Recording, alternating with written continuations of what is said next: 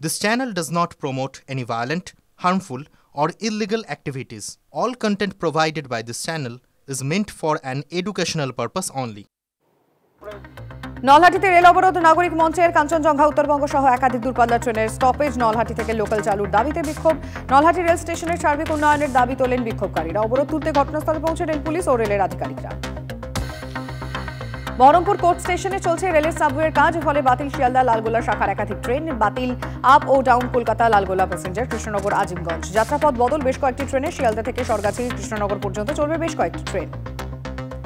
তৃণমূলের রদবদল জল্পনার মধ্যে ইঙ্গিতপূর্ণ মন্তব্য অভিষেকের তার দাবি তিনি তার কর্তব্য করেছেন রেজাল্টের ভিত্তিতে কিছু প্রস্তাব দিয়েছেন নেত্রী ও দল ঠিক করবে প্রস্তাব গ্রহণ করবে কি না গ্রহণ করলেও কবে করবে তাও নেত্রী ও দল জানে মন্তব্য অভিষেকের বৃষ্টিতে ফের আলু চাষে ক্ষতির আশঙ্কা ঝিরঝিরের বৃষ্টিতে ভিজেছে আলু চাষের জমি বৃষ্টি বাড়লে জল জমার আশঙ্কা নিকাশি নালা তৈরিতে ব্যস্ত আরামবাগের কৃষকরা চাষের জমি ভিজে থাকায় 7 থেকে 10 দিন পিছিয়ে যেতে পারে আলু চাষ বীজ পচে গেলে চাষের খরচ বাড়ার আশঙ্কা ফের রাজ্যে আলু সংকটের আশঙ্কা সোমবারের মধ্যে ভিন রাজ্যে আলু পাঠানোর উপরে বিধিনিষেধ প্রত্যাহারের দাবি দুটি সংগঠনের নইলে সারা রাজ্যে কোল্ড স্টোরেজ থেকে আলু বের করা হবে না বলে হুঁশিয়ারি দুই সংগঠনের বন্যায় ভেঙেছে নদী পারাপারের একমাত্র কাঠের সেতু কিন্তু তারপর দীর্ঘদিন কেটে গেলেও হয়নি মেরামতি চন্দ্রকোনা 2 নম্বর ব্লকে চৈতন্যপুরে ভাঙা সেতুর পাশ দিয়ে নৌকায় চলছে ঝুঁকির পারাপার বিভিন্ন দপ্তরে পাকা ব্রিজের দাবি জানিয়েও কাজ হয়নি বলে অভিযোগ দ্রুত সেতু তৈরির আবেদন এলাকাবাসীর ক্রমে চিন্তা বাড়াচ্ছে ডেঙ্গি ম্যালেরিয়ার দাপট মুর্শিদাবাদ জেলায় লাফিয়ে বাড়ছে ডেঙ্গি আক্রান্তদের সংখ্যা মুর্শিদাবাদ মেডিকেল কলেজে ভর্তি 13 জন ডেঙ্গি আক্রান্ত ডেঙ্গির পাশাপাশি ভয় ধরাচ্ছে ম্যালেরিয়াও এখনো পর্যন্ত জেলায় ম্যালেরিয়া আক্রান্ত 1293 জন দোতলার বারান্দা থেকে পড়ে মৃত্যু তরুণীর জোড়াসাঁকোর 9 নম্বর মিত্র লেনের ঘটনা প্রতিবেশীর সঙ্গে বচসার মাঝে হঠাৎই বারান্দা থেকে পড়ে যায় তরুণী হাসপাতালে নিয়ে গেলে মৃত ঘোষণা চিকিৎসকদের ধাক্কা মেরে ফেলে দেওয়ার অভিযোগ পরিবারের প্রতিবেশীকে জিজ্ঞাসাবাদ জোড়াসাঁকো থানার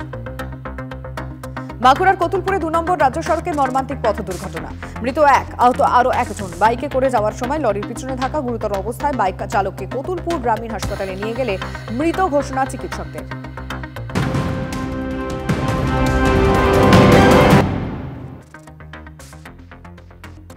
নজর রাখছে বিস্তারিত খবরের দিকে অবশ্যই বাংলাদেশের দিকে নজর তো রয়েছেই অবশেষে চিন্ময় প্রভুর জামিনের শুনানির দিন ধার্য করল আদালত আগামী 2রা ডিসেম্বর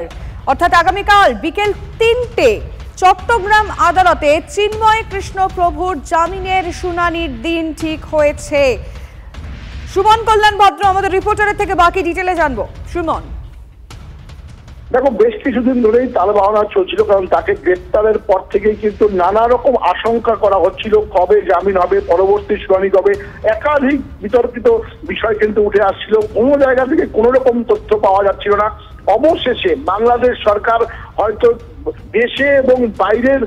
বিদেশের কাছে চাপের ফলে কিন্তু আজকে এই সিদ্ধান্ত নিয়েছে এবং আগামীকাল অর্থাৎ আগামী সোমবার 2রা ডিসেম্বর বিকেল 3টায় চট্টগ্রামের আদালতে তাকে তোলা হবে তার জামিনের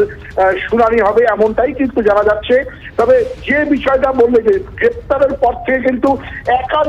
একাধিক রকমের খবর উঠে এসছে কখনো তাকে যারা ওষুধ দিতে গিয়েছিল তাকে যারা প্রসাদী ফুল দিতে গিয়েছিলেন তাদেরকে গ্রেপ্তার করা হয়েছিল মোট 3 জনকে ইতিমধ্যেই চিন্ময় প্রভুর সাথে দেখা করতে যাওয়ার অপরাধে গ্রেপ্তার করা হয়েছে কেন তাদেরকে আটকানো হয়েছে এই সমস্ত নিয়ে নানা রকম তথ্য কিন্তু রয়েছে কিন্তু অবশেষে আগামীকাল অর্থাৎ সোমবার বিকেল 3টে চট্টগ্রামের আদালতে তার জামিনের শুনানি হবে এই মুহূর্তের কিন্তু সবচেয়ে বড় খবর এটাই নিঃসন্দেহে এটা একটা বড় খবর সুমন নজর থাকবে ধন্যবাদ